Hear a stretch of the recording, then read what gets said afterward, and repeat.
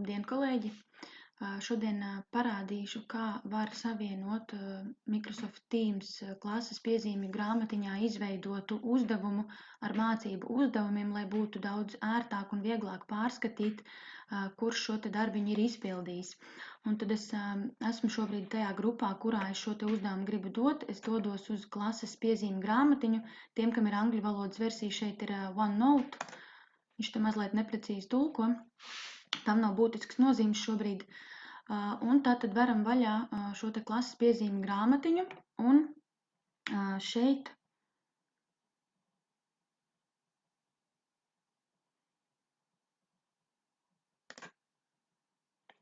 tātad es sadaļā tikai skolotājs.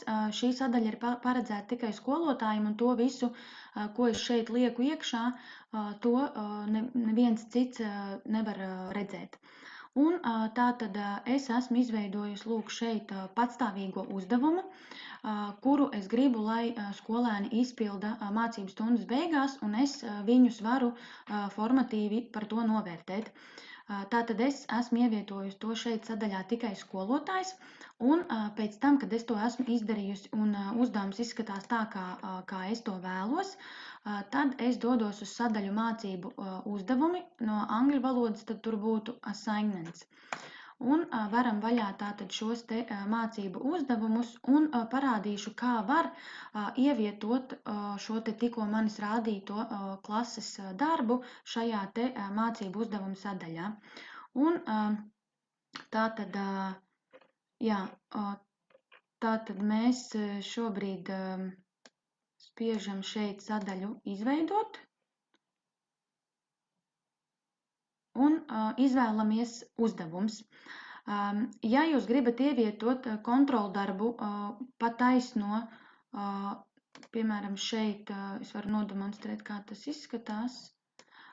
Jūs šeit varat iedot jau kādu konkrētu formu, kura jums ir gatava, vai arī šeit izveidot jaunu. Bet šobrīd man nav kontroldarbs, man ir vienkārši stundas darbs.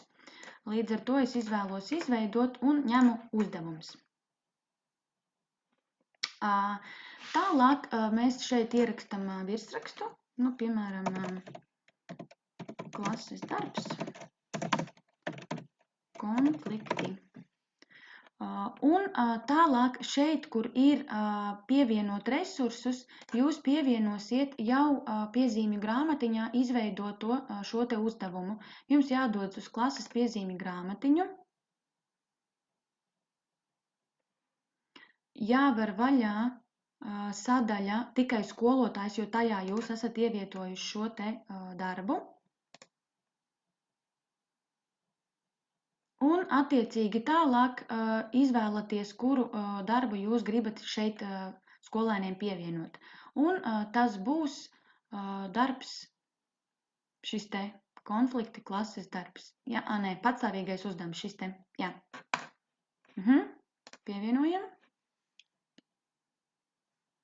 Un šeit mums ir jāizvēlās, kurā sadaļā mēs gribam, lai skolēns redz šo te konkrēto patstāvīgo uzdevumu. Un es saviem skolēniem esmu teikusi, ka mēs pārsvarā tātad strādājam tikai klases piezīmēs, savukārt, ja ir kaut kas uz vērtējumu, tad kontroldarbos. Tātad es izvēlos klases piezīmes. Tā, ir aizgājis un skatāmies tālāk. Ja es plānoju likt par šo kaut kādus punktus vai nu formatīvajā vai summatīvajā vērtējumā, tad es šeit varu ierakstīt, ka es, piemēram, likšu 4 punktus. Šeit ir jāliek kopējais punktu skaits. Piemēram, ja par pirmo uzdevumu es lieku 2 un par otro 2, tad kopējais ir 4. Šeit ir sadaļa pievienot vērtēšanas kritērijus. Jūs varat pievienot jau gatavus vērtēšanas kritērijus. Īpaši labi tas ir gadījumos, ja ir jāveic kaut kāds radošais darbs. Šajā gadījumā man šos te kritērijus nevajadzēs. Un tālāk mēs skatāmies, kurā vietā viņiem tiks paziņots par to, ka viņiem šāds mācību uzdevums ir jāveic. Un tātad es rediģēju un izvēlos, ka piešķirs visiem skolēniem. Tātad šis te uzdevums tiks piešķirts pilnīgi visiem skolēniem. Reizēm ir tā, ja jums nāk kāds uz konsultāciju un jūs gribat, lai atsevišķi 1 vai 2 skolēni izpilda, tad jūs izvēlaties to otru variantu un šeit konkrēti atzīmēt, kur ir tie skolēni, tātad, kuriem šis te darbiņš ir jāveic.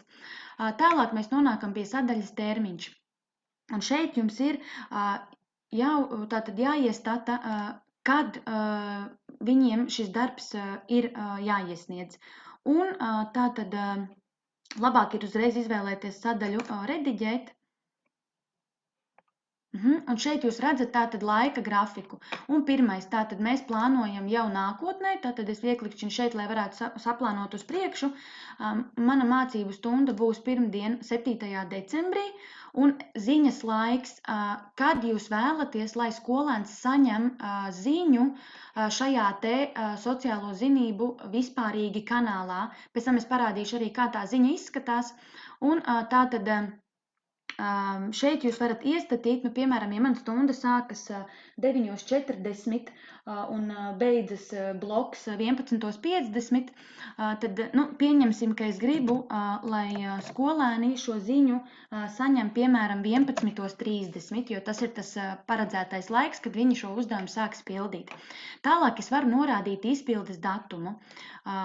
Es lieku to pašu dienu, un tad jūs skatāties pēc savām prasībām. Piemēram, ja jūs gribat, lai iekļaujās mācību stundas laikā, tad jūs liekat 11:50, bet ja jūs ļaujat pildīt visu dienu viņam šo darbiņu, tad jūs varat atstāt šo te konkrēto izpildes laiku. Un pēc tam ir sadaļa slēgšanas datums. Slēgšanas datums nozīmē, ka šis te darbs tiek tā kā iesaldēts, un skolēns vairs nevar pēc šī slēgšanas datuma neko tur vairs rediģēt. Līdz ar to jūs varat vai nu likt slēgšanas datumu tādu pašu kā izpildes datums, vai arī jūs varat izķeksēt un atstāt, ka principā sanāk tā, ka viņš pēc šī izpildes datuma un laika vēl varēs izpildīt, un jūs attiecīgi arī pēc tam tajā sadaļā redzēsiet, ka viņš ir izpildījis pēc tā izpildes laika. Ja? Bet ja jūs gribat tomēr, lai viņš iekļaujas, tad jūs varat uzlikt šo slēgšanas datumu. Un tad šeit jūs arī varat redzēt, kāds paziņojums izskatās. Tātad uzdevums tiks publicēts pirmdien 7. decembrī, pulksten 11:30, un ir jāizpilda pirmdienā 7. decembrī līdz pusnaktī. Tātad līdz vakaram skolēnam ir ļauts šo uzdevumu izpildīt.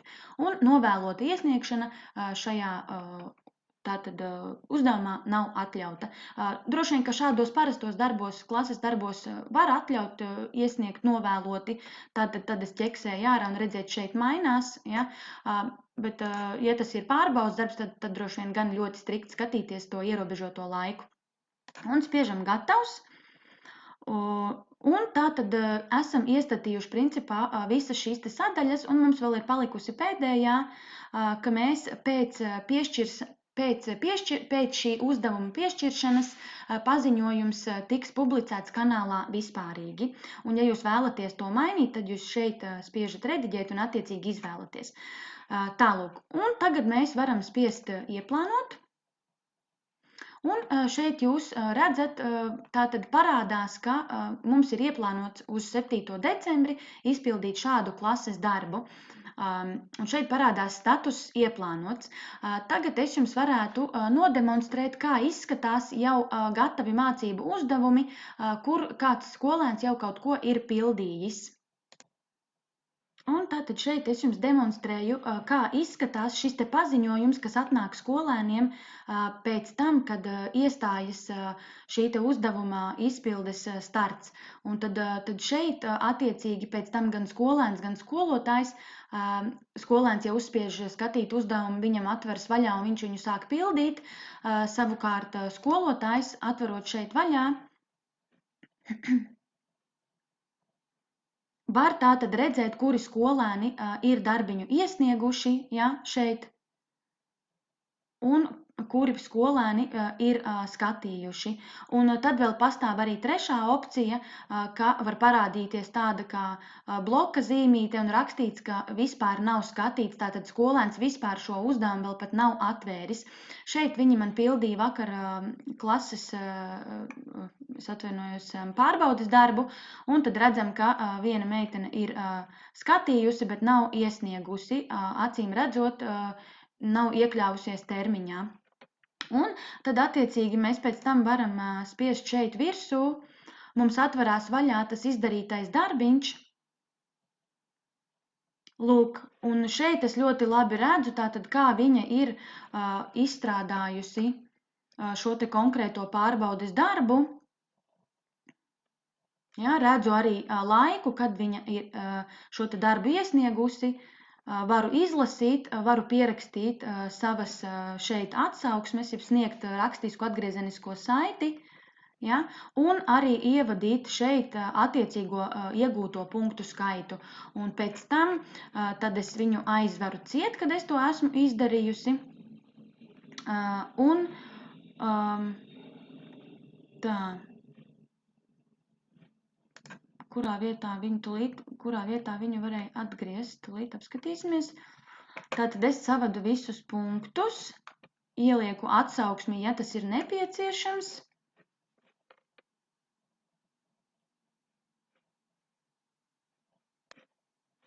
Un šeit spiežu sadaļā atgriezties.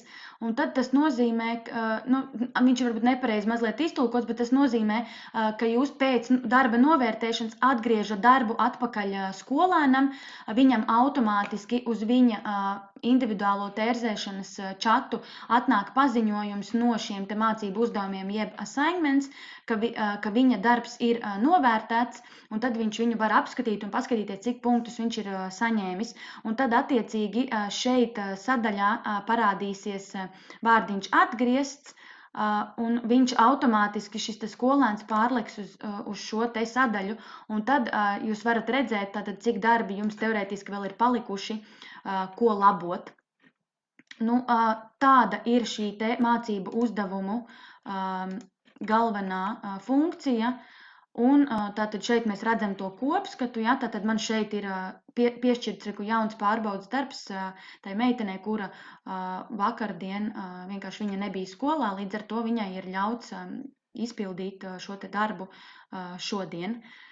Tālūk, ceru, ka noderēs un varēsiet izmantot arī savā ikdienas darbā.